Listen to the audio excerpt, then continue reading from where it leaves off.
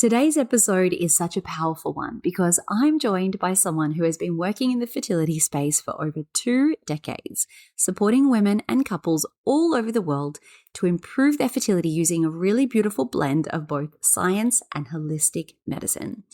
And what I love about this conversation is that she challenges so much of what we've been told about getting pregnant in our late 30s and our 40s. It goes so much deeper than just what to do.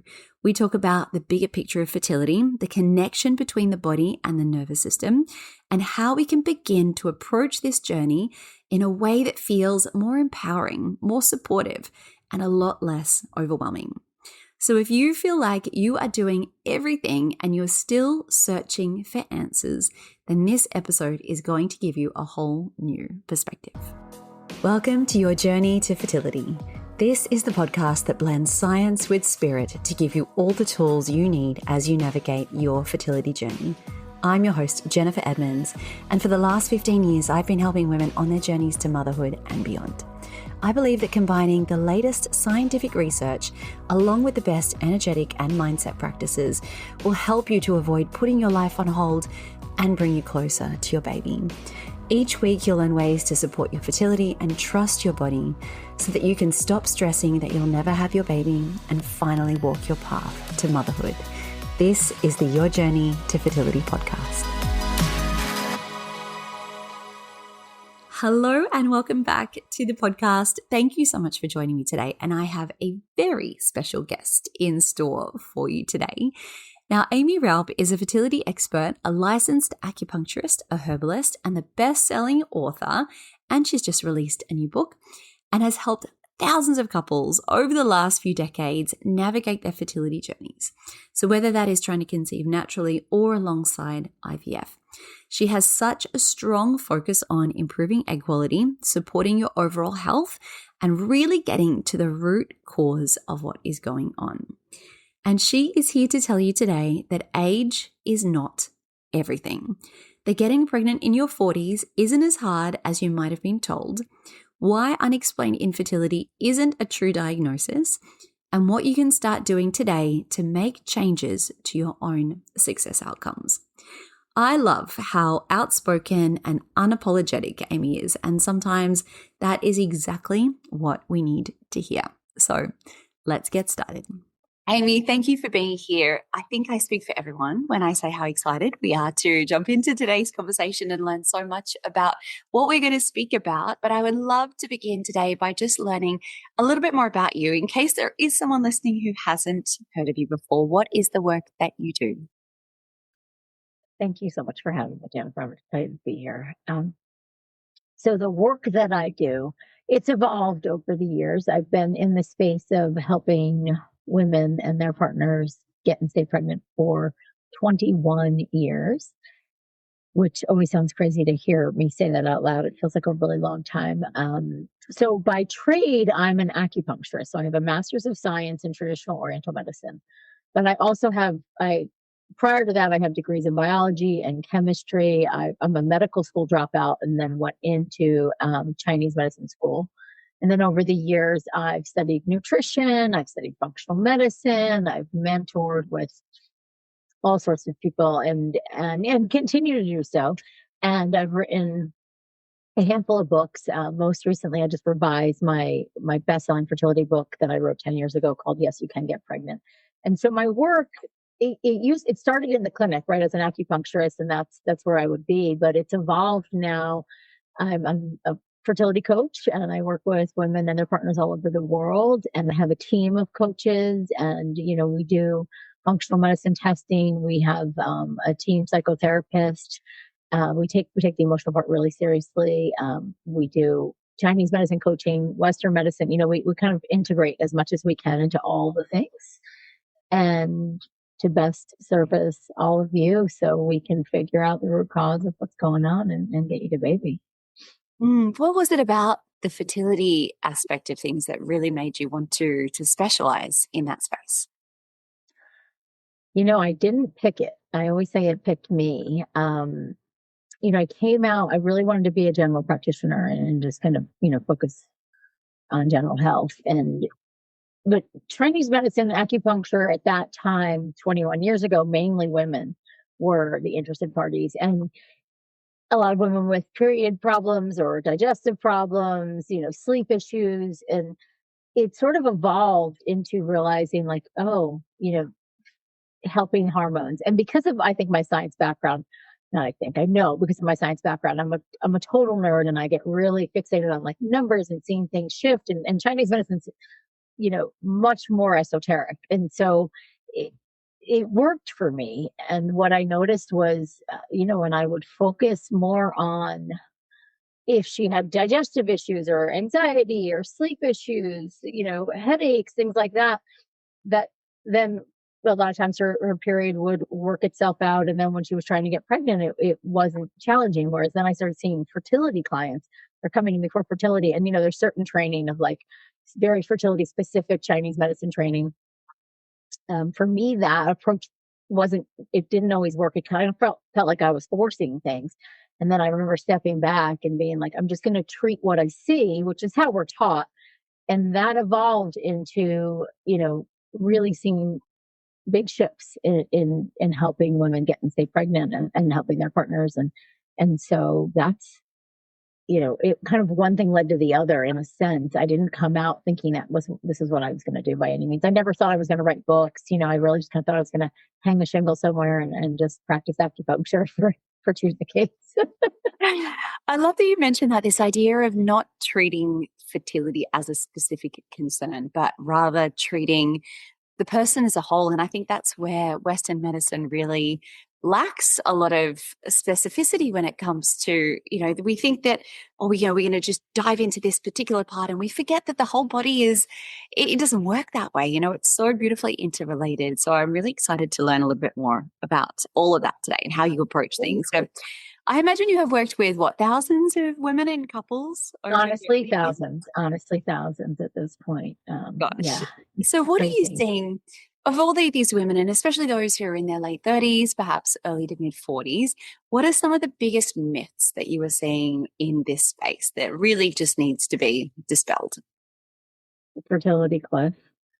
It's not a cliff, it's a slope. Sure, I think things decline with age, but you are not your age. There's so much more that's going on, and I think the space is getting louder in that department. I'm really happy to see it and really happy to see research shifting to support that. And it's really about mitochondrial function and oxidative stress and sperm DNA fragmentation. I mean, and then if I put on my Chinese medicine hat, it's about disconnect from nature more than anything else. But it's such a big myth that like, oh, over the age of 35, that's it, all your eggs go bad. That's just absolutely not true. It's just not true. It fertility declines, it's impacted by age, but there's so many things that you can do. So that's like the biggest one. The second biggest myth that'll trigger me mad is that it's all about the egg. The egg is really important, and she has hundreds of thousands of mitochondria. She's the most mitochondrial dense, cell in our body.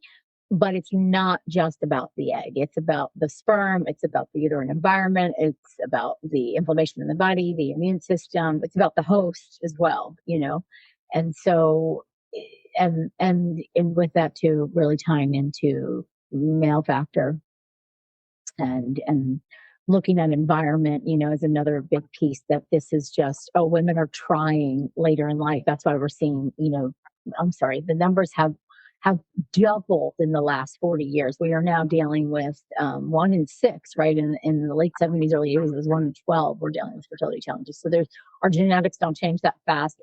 And it's not just scores and scores of women that are all of a sudden having babies in their 40s. But they're doing it too, by the way. So it's not about waiting longer.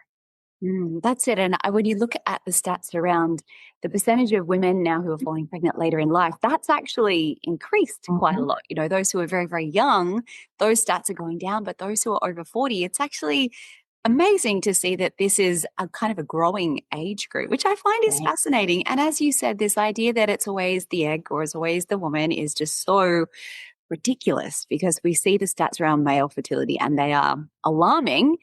And to keep putting it down to, well, women are just waiting too long is just infuriating. Oh, It's infuriating. I find it just so offensive, I had my son at 41, and even then, that was 10 years ago. It's the gaslighting that just experienced. And I had doctors that respected me, that we had good working relationships with. It was just such this like, I can't believe you didn't freeze your eggs. I can't believe you waited this long, and it was. But yeah, last year, I think 2025 was the first year that women in their 40s had more babies than teenage pregnancies, which is really exciting, actually. It's working yeah. on both sides, is how we look at it. Yeah. And it just proves all of that rhetoric wrong. So I love seeing all of this. So why do you Yeah. think it is that Western medicine and fertility doctors and specialists are still telling women this? Why is it that we hear it all the time? I can't even open my social media platforms without another fertility doctor saying that this is the cause of everything. Well, I think, one thing everyone should realize is from when research comes out, is published in a scientific journal or the National Library of Medicine, it takes about 10 to 15 years for that data to become clinically, in put into clinical settings. So there's that piece. I think that's a big piece. I also, I wonder, I wouldn't know for certain why it's still such the pusher. I think it's they don't want women assuming it will work easily for them in their 40s. And I respect that. I think that's important. All of our messaging is smart about that, but it should shift some to it's not impossible. It's not less than a 5% chance every month, which is like the common stat that they throw out. I I think some of it's misinformation, and a lot of these doctors were educated 10, 15 years ago in medical school. So there's that piece of it too. You can see some of the newer docs, refresher out, are more into innovations and talking differently, understanding egg quality, understanding sperm quality, understanding inflammation and immune signaling more than they're just focused on chronology. But I hope it changes at some point. It does. And I'm sure you get this with a lot of your patients. So many of my students will come to me if they are in their late 30s or they have very low AMH or they're in their 40s, and their doctors basically say, you shouldn't even bother trying naturally. You need to just go straight to IVF, or you just need to consider donor eggs. Mhm. What do you say to people like that? And I was told that at the age of 37, I think it was. And, lo and behold, wasn't the case. But That's what do you say when someone comes to you and they've had that experience? What are the next steps that you would take them through? I'm usually looking at their labs. I'm looking at their, if they've done IVF, I'm looking at their cycles, doing, our full intake from Chinese functional medicine perspective, which really looks at the whole body from sleep to digestion to skin to hair, nails, it just a whole picture of things. And I like to inform them and educate them. I'll tell them about, the biggest research paper of its kind. Look at 20,000 eggs of women undergoing IVF, just eggs. They were not fertilized, they were just eggs. And they did a chromosomal analysis. And there is no fertile cliff. Like, yes, there is a slow decline, but even women, the study went up to, I think, the age of 44. It was either 43 or 44. But even women in the upper age bracket still had at least 35, depending, like it was an estimate, 35 to 40% of their eggs were actually still chromosomally normal, meaning, so they had gone through the first phase of meiosis and they divided properly and there was chromosomal normalcy. So it's statistically impossible that every single one of your eggs is bad. That's just no way. Even in women in menopause, we know this is now science. This is not, something we made up. Women in menopause still have about 1,000 eggs that go dormant inside of their ovaries. So we don't run out. There's not like zero ever. As far as we know, maybe when we're 100 or something, but I don't think so because we stopped dropping them. So I think they just kind of go dormant, and that's that. But I'll talk them through that. And a lot of it, so and you went through it yourself. It's just, there's so much fear and anxiety. But what if it's true? What if it's me? All we can do is just, okay, well, let's, I'm doing labs that most people aren't running on patients, beyond, I don't know, a CBC and a CMP, we're diving a lot deeper. And so we try to educate, inform, also create hope and inspire, and then dig deeper into testing so we can figure out what else is going on. I like to talk a lot about, talk about it in the book. And in a lot of my books, actually, I've been talking about autoimmunity and the impact on fertility for a really long time. Talk about inflammation, things like endometriosis. So many women are just walking around completely undiagnosed. And, how many times we find them, I'm like, oh, did anybody ever mention on the ultrasound report that there's a chocolate cyst or an endometrioma? Has anyone ever pointed that out to you? That's already stage 2 endometriosis. We just had one. Just had one. She was at the retreat, actually, changing her lifestyle and her diet. We're like 3 months into our work together. Her AMH has gone up by, like, it's not doubled, but almost. And her antral follicle count went from, they saw 2 and 1, and now she's at 4 and 3 or something like that in just 3 months of basically changing her diet, her lifestyle. So that was kind of fast, but also not necessarily. Like, I was like, I don't think we need to remove the endometriosis. We just have to work on this. But you have an inflammatory condition, and her husband his sperm is so fragmented. No one even picked it up. So, I think we're sharing those stories, and I think as much as everyone can share those stories and see that things can shift and change, there's hope and there's possibility that, like, this isn't my sentence, that this is it. IVF, there's nothing wrong with IVF, but not that IVF is my only option or that donor eggs are my only option. It's rare that that's the case. I want to dive into a couple of things that you mentioned in that. First was inflammation, like autoimmune disorders and inflammation, and how that affects egg quality, and then also around the fragmentation, the sperm DNA fragmentation, and how that impacts the ability to conceive and to hold a pregnancy. So, could you start by explaining, how does inflammation happen in the body, and how does that impact on our fertility? I think there's lots of reasons. So inflammation should happen. That's like a normal response in the healing process. We need some inflammation to get blood cells into the area, heal. Chronic inflammation is the problem. Chronic inflammation can come from all sorts of things. So it could be environmental toxin exposures, it could be diet, it could be lifestyle, it could be mental health, it could be an autoimmune condition, it could be a systemic inflammatory condition like endometriosis, PCOS. They all lead to this level of inflammation. And what inflammation is basically like, almost like a swelling, a distortion in the body, and everything kind of slows down because it's the body's now thinking like, oh, I got something else I got to manage over here, and fertility and your period, your menstrual cycle, ovulation, like that it is a vital sign. It's also a luxury, dare I say, and not to, I don't want to hurt any hearts, but a healthy, regular cycle with ovulation every month, or, is that's the body saying, I have enough resources, I have enough. And when there's inflammation or some sort of low lying infection, something's going on it's drawing the body's attention away, and it's saying, I can put this on hold. I have to focus on this. There's this bigger fish to fry. And that inflammation, though, it's the number one driver of mitochondrial dysfunction. It's the number one driver. It drives up what's called oxidative stress. It's basically like a rusting of the cells.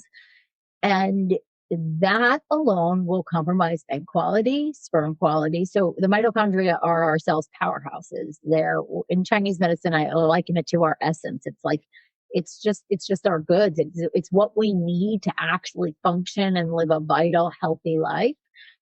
And when mitochondria, and like I said earlier, like the eggs are loaded with mitochondria. I mean, literally, the eggs are the most mitochondrial dense cells in our body. And next to the brain and the heart, the ovaries contain as much mitochondria than anything else in the female body. So they require a lot of energy. And that's where I will give the egg is really important in that whole, it starts with the egg kind of conversation, but it's not the only piece. But so you want to think about inflammation basically crushes mitochondrial function, and we need some. This isn't about perfection. We can't be no inflamed, just like we can't avoid all histamines when people are antihistamine with their diet. But we can reduce the inflammation, and that should help restore function. It's like the case I was just talking about, how our AMH increased and our antral follicle count increased in just 3 months, that's because we're addressing the inflammation. And now the ovaries are like, oh, I have more resources. I mean, this is how I see it in my brain. I have more resources. I can come back online. I can start doing my job again. Right. And so it's more about this balance between the things. But so, inflammation, it's a very general term for, I would almost picture it as like, kind of chaos inside the body and an aggravant. It's like an irritant, constant irritant inside the body. And it's calling for the attention. And it's drawing it from the, HPO axis. It's pushing you over into like the adrenals and away from the ovaries. Mhm. That makes a lot of sense. And then when we look at it from the male perspective, can you explain what is sperm DNA fragmentation? Because I think so many couples are just going along, they're getting their basic semen analysis, everything comes back quote unquote normal, yet lo and behold, there is a lot more to the picture than that. So why is that happening? And then what can men then do about it?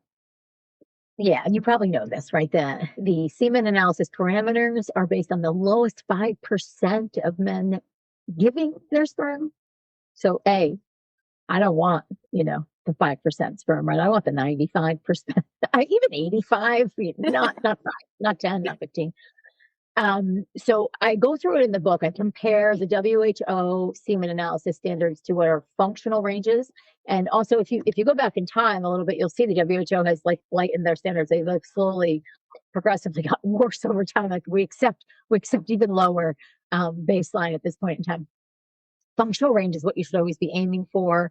Um, and and basically, when I was gonna, we could just direct them to it in the book, but um, when morphology is low, I mean, you want none of them low. You want them all better than average is what I would say. But morphology low can be a clue that there's high DNA fragmentation. So a man can have a perfectly normal semen analysis though, and like good amounts, good motility, good morphology. Um, but he could still have high DNA fragmentation. So DNA fragmentation is about each cell's um, the oxidative stress has impacted the DNA of the cell. And so similar to what I was talking about, that egg study where, it's divided and it's divided properly, each has the right amount of chromosomes. This is not healthy. So it's not going to healthily fertilize an egg and we're not going to make a healthy embryo. So you can have high DNA fragmentation. The goal is you would like it ideally below 20%. I aim for below 15%. But I mean, we just had a man in our practice and he's like, he's like a biohacker, super fit, healthy, all the things. But his semen analysis isn't the best. We do DNA frag. His fragmentation was like over 50%. And you know what we think was the cause of it? We changed a handful of things, but the one thing that was cold plunging. He was cold plunging every day. And, for men, they're not as sensitive, but it was just interesting. He stopped that and we retested like 3 weeks later and semen DNA frag came way down, which is fascinating. But they were not getting any embryos past day 3. Nothing would grow. Everything would die.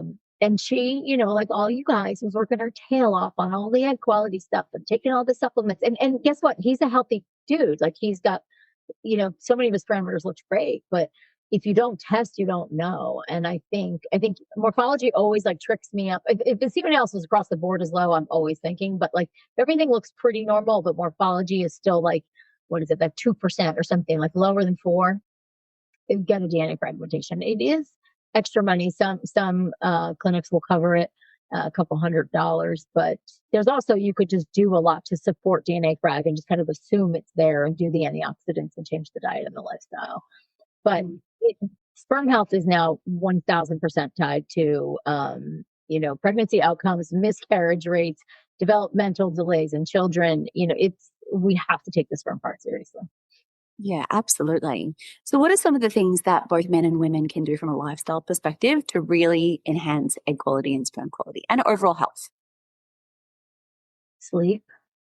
So this is where it's like, my Chinese medicine brain and my Western medicine brain, there's lots of great research and all the supplements and all the things. But first and foremost, you have to work on the structure, like the base of the temple, if you will, and sleep is restoration. If we are not sleeping enough, that cellular repair, that mitochondrial function is going to get compromised. So yeah, I feel like, getting to bed ideally between 10 and 11, sleeping 7 to 9 hours, really managing blue light at night too, which will help with deeper sleep, help with melatonin production. There's a great amount of research about melatonin and its antioxidant capabilities. I think some dose it way too high and that can impact ovulation. I think first and foremost, work on your own melatonin production. That's really, really, really smart. So I'd say sleep. I would say joy. That's really an underrated egg quality improver. If we're thinking about that chronic fight or flight, we're in go, go, go mode, fix, fix, fix, which is so hard. This journey is, one of my girls said it best, and I always use it. My heart is hard, she said. And it just is. It's like, and I mean, we know that also they liken it to having a cancer diagnosis. I mean, it's hard. It's hard. So I understand that it might be offensive when I say try to find more joy, but it's the little things. It's like the sneaky things, like singing a song while you're cooking your breakfast in the morning, singing in the shower, like dancing with your partner, dancing alone in, your bedroom, whatever. Little things that light you up, celebrating the wins along the way. It really does take that nervous system out of that fight or flight and into that rest, recovery, and reproduce, which is what we need. And it's a powerful anti-inflammatory. I mean, the correlations between what I would call emotional inflammation and fertility outcomes is there, and autoimmunity, inflammatory. We see the stress cascade sets off an inflammatory cascade in your body. So noticing that I think is so important and working on it. And again, it can just be little things. I like to imagine like a toolbox, like what's one thing I can do today that lights up my soul, and it could be movement's so important. And again, that would be one of my, my basis too, of move your body regularly, eat nutrient dense foods, stop skipping meals, do not fast, do not work out fasted, stop doing HIIT workouts. I'd like your take on that though too, but it's the slower movements, the better. Weight training's great, walking's great. But, one of the conversations I'll have is like, how much of you are you giving away versus keeping for yourself? And I think that's and then you could think about exercise with that. You could think about food with that too, of like, how am I nourishing myself? How am I slowing down enough to tune in and take note of what my body needs and how I'm honoring it or not? And then, after that, I think if you're in a partnership, fun sex, that should be part of the joy thing, that we're having sex outside of the fertile window, which again, I know at least sometimes my girls, when I say that to them, they're just so over me, but try, try.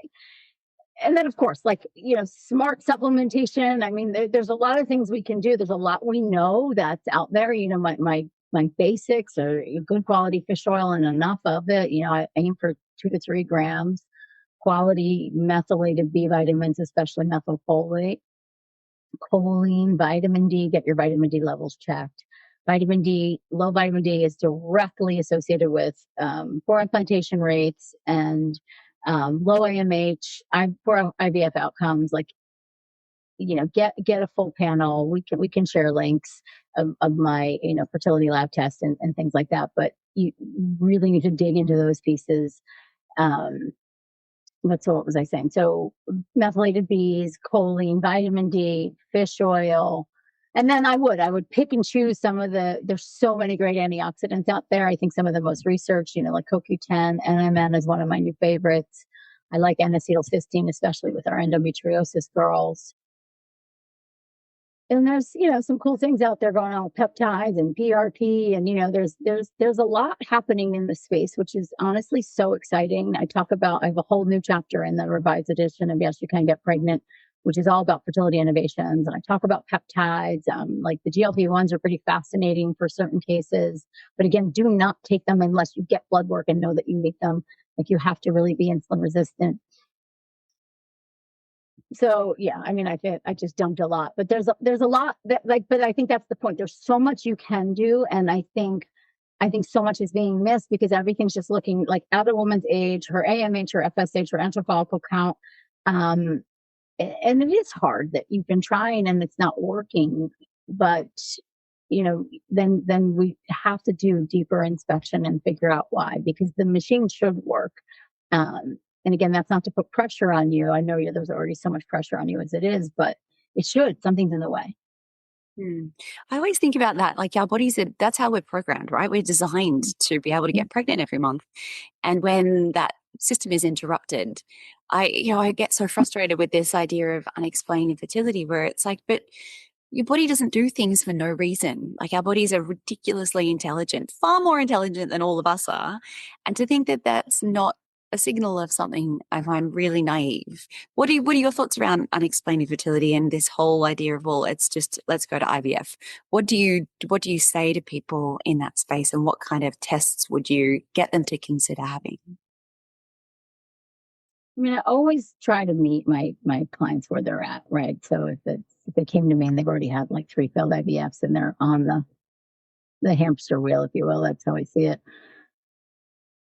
I could jump right in and help figure out for the next IVF. I'm not going to tell you can't do IVF. I'm not like that.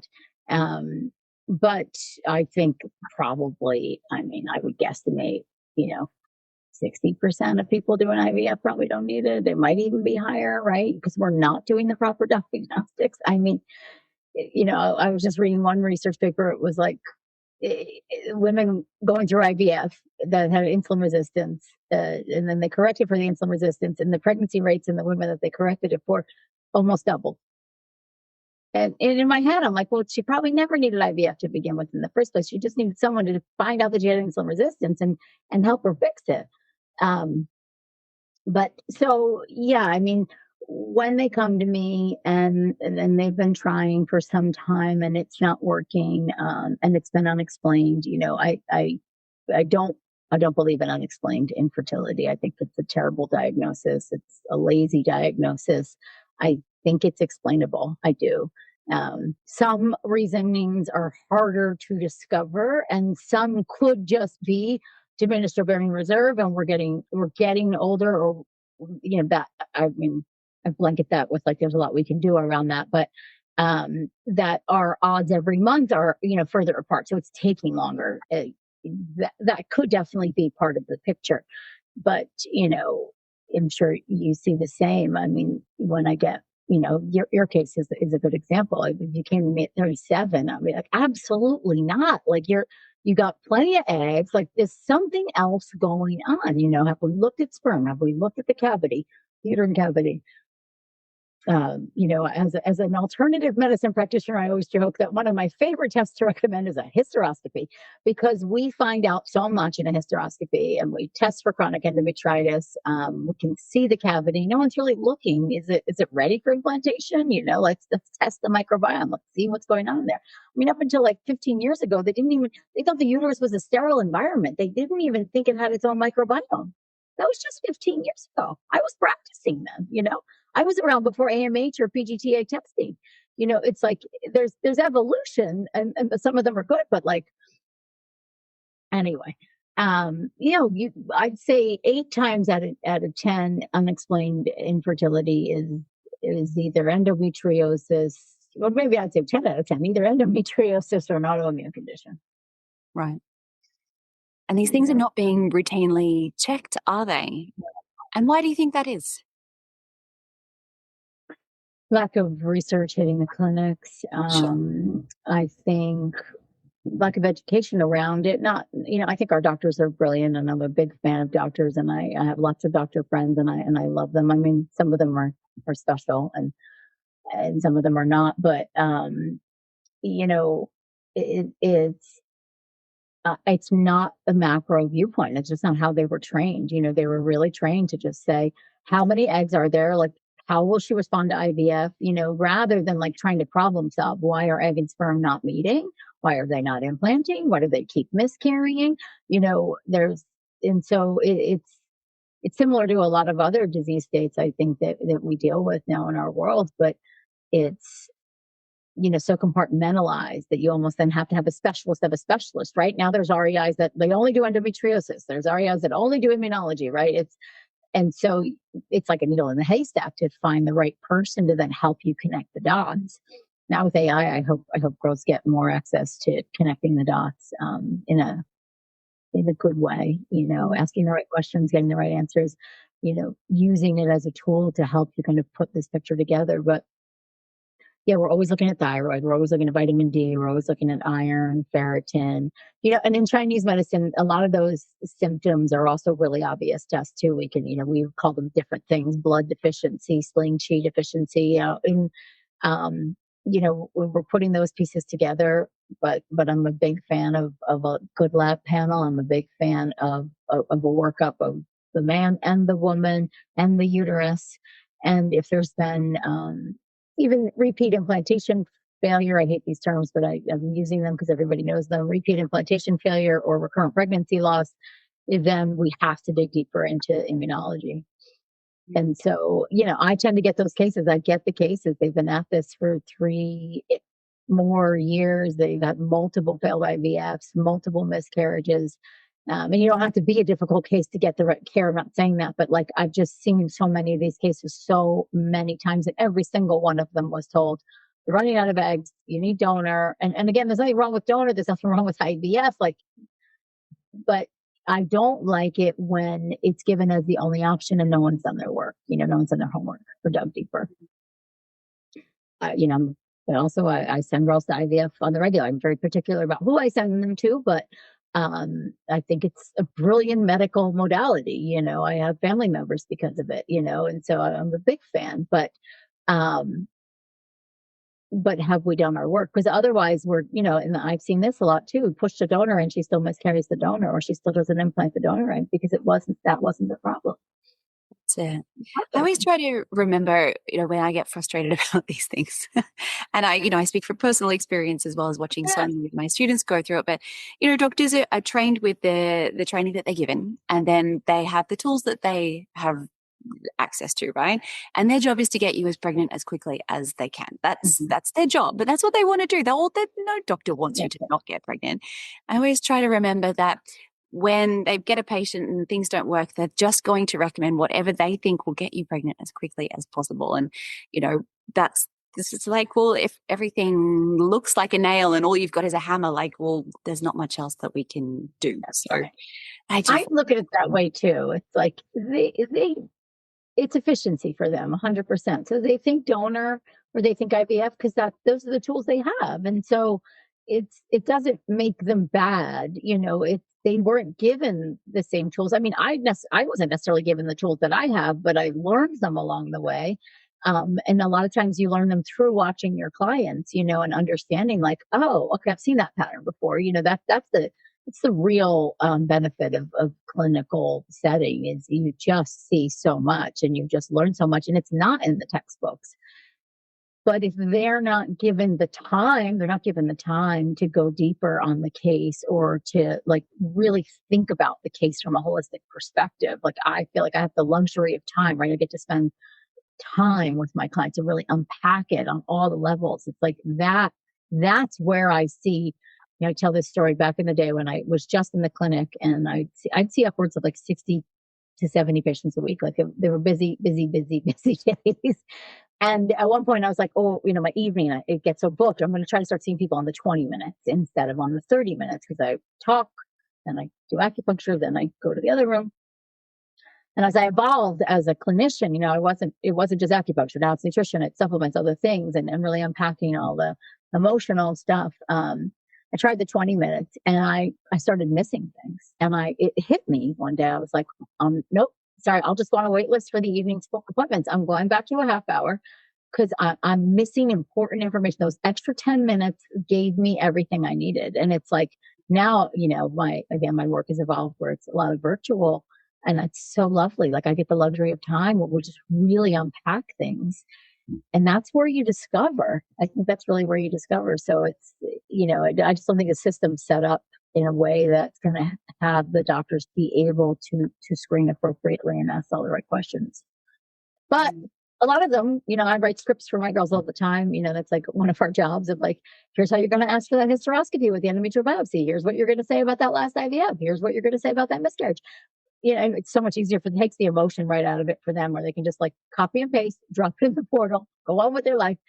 but I see a lot more receptivity to things like that now than I ever did before, where it's like, you know what, you're right. Let's check you for chronic endometritis. I should have thought of that. Or you know what, I'm not going to check you, but I'm going to put you on the antibiotic before the transfer. You worked hard for that embryo, or let's check our thyroid, let's check the TSH, like more than the TSH, vitamin D, things are evolving. They're talking about CoQ10 more. So it's like, I hope in a decade we're there, but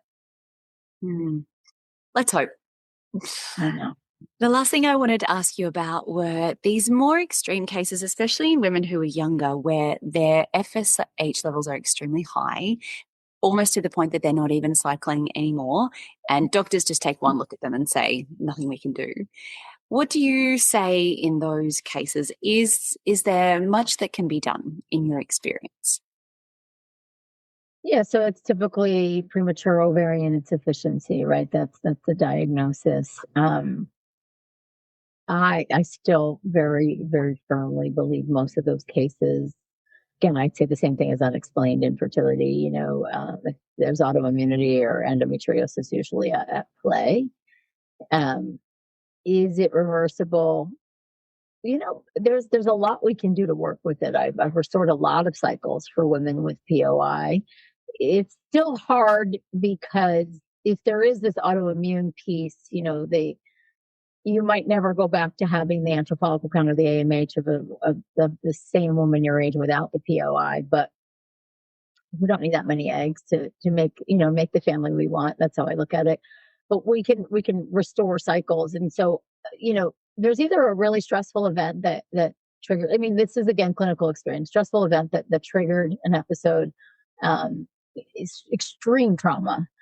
I mean, I could think back. One of the girls, it was like her dad died very suddenly, and then literally it was her period disappeared, and then that was it. It was like your POI. And this is like 20 years ago too.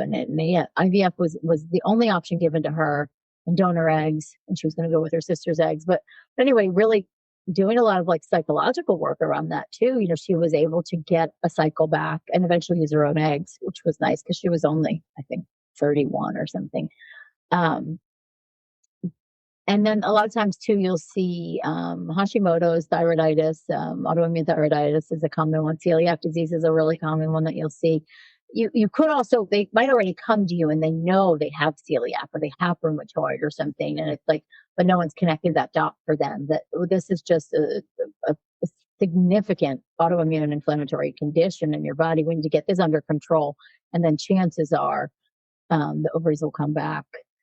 But and then endometriosis, especially if it's, I mean, it could be any stage, but when it's like suffocating the ovaries, which it likes to do, it's gonna cut off blood flow, and so you're going to see a really low AMH, and chances are maybe you're not seeing menstruation or ovulation, so the signal's not happening, so you're seeing FSH go up. And so we work with it as best we can. I mean, this day and age too, I think there's a lot of integrative work you can do. You can do things like PRP. There's some cool stem cell treatments going on. HRT can be really helpful, bioidentical HRT in cases like that. Chinese herbs, of course, diet, lifestyle. Because a lot of, I've seen a lot of these cases. A lot of them are that like hypothalamic amenorrhea type, where it's a lot of stress. And whether that's due to a physical condition or an emotional one or both, gut dysbiosis. And when we do a lot of gut testing now, I didn't always, but we've had a handful of cases where we run, the gut tests, put them on a gut protocol, and there was, low-lying infections, significant infections, treat those, period comes back. It's like not, and I know all of you are going to run out and do all these things, but it's not always, but most of the time it is not done and over with. Thank you for sharing that. I think it's just nice to be able to offer people some hope. So that's the hardest part about this whole journey, isn't it? It's like so hard, and it's hard to be hopeful because then you're going to get heartbroken again when it comes. But it's I always say I have the luxury of being able to. This always makes me emotional. Be able to be in like my little hope corner for all of you guys because I've done this for so long, and it's worked out a lot more than it hasn't. A lot more, and so with the cases that were just I have been shocked sometimes where I'm like, I did not see that coming. And so it's hard to have hope, but I think if you're here and you're listening, there's hope in your heart, and it's okay to honor that too. Thank you. Can you tell us a little bit about your new book or your newly updated book that has just come out? Yes, You Can Get Pregnant. Who is this book for, and what will people learn about it when they read it? I think it's for any woman on a journey, honestly, but there is a lot of it's for anyone on the journey, any woman, even if you're looking to just prepare yourself for pregnancy at some point, which is the first version. I wrote the first edition in 2013. And I was uncoupled and childless at the time. And so after I wrote the book, I committed myself to following everything I told everyone else to do so I would be prepared when I met my person. And I met my person at 39 and then was able to conceive, when we decided in my at 40 and change or whatever. Um, so there's that piece, but so the first section of the book is like the fertility rejuvenation plan, which is kind of the big things we talked about, like getting back in touch with nature, diet, endocrine disrupting chemicals, egg quality over 35, and sperm quality, and kind of putting it all together into like your little roadmap. Emotional inflammation we talk about a lot too, and then the second part of the book though is for those that have been in this for a while. So, I have a whole new chapter on IVF. I have a very, very, very long chapter on getting to the root of the common fertility challenges. And that's where I'm really pulling together kind of this picture, how I see it, where it's like inflammation, insulin resistance, and, mitochondrial dysfunction. It's like this triangle of things, and how all these pieces fit together: endo, POI, PMOS, PMOS. Are we saying PMOS? Are we saying PMOS? Yeah. And that chapter is substantial. It's lots to talk about testing. I have tons of information on fertility labs, a lot of info on sperm health now too. There's a whole new chapter on ovarian rejuvenation that I did with Dr. Murphy, which was really fun to add in. And so yeah, it's doubled in size from the first edition. And when I was revising, I asked my followers and my readers what did they want more of, and they said they want more research and science. So I went hard. I like quadrupled, if not 10x. That's what my editor said. I 10x the amount of citations in here. So yeah, it's everything I think you would need, from nutrition to lifestyle to mindset, and then to the deeper dive testing. Amazing. Thank you for sharing that and for writing this book, Aimee. Where can people learn more about you if they want to buy the book, just learn more about your work, or get in touch with you? I think my website is the best place, aimeeraupp.com. That's where everything is. And I'm pretty active on Substack and on Instagram. So you can find me there too. We will link all of those up in the show notes. Aimee, thank you for being here today, and thank you for the work that you do, and just provide that sense of what is possible for people on this journey. I think that is so underestimated. Just being able to see some light at the end of the tunnel is incredibly valuable. So thank you. And thank you for the work you do. Thanks, Aimee. Thank you for listening right to the end of this episode. I hope you enjoyed listening to all of Aimee's wisdom and you got lots out of this. Now, as I mentioned, all of Aimee's links are going to be down in the show notes. If you want to grab a copy of her new book, if you want to connect with her on social media, you can do so by reading down below. Now, Aimee is also going to be an upcoming guest expert inside my In Your Element program. So if you would like the chance to ask her all of your own personal questions directly, please reach out so I can let you know exactly how to join me. Now, next week on the podcast, we are diving into one of my favorite topics that I'm sure if you are a long-time listener, you know I love diving into, speaking about manifestation on the fertility journey, and more specifically, why your manifestation practices aren't working. So join me next week, but until then, I am sending you all of my wishes as you continue your own journey to fertility. I went through years of struggling through infertility, multiple diagnoses, IVF cycles, and pregnancy loss. And against all the odds, I managed to bring home 2 beautiful babies. So much of this defied logic. And that is what happens when you are able to shift your mindset regain trust in your body, and find a new way of approaching your fertility journey. This is exactly what we're going to explore together inside Embrace the Journey.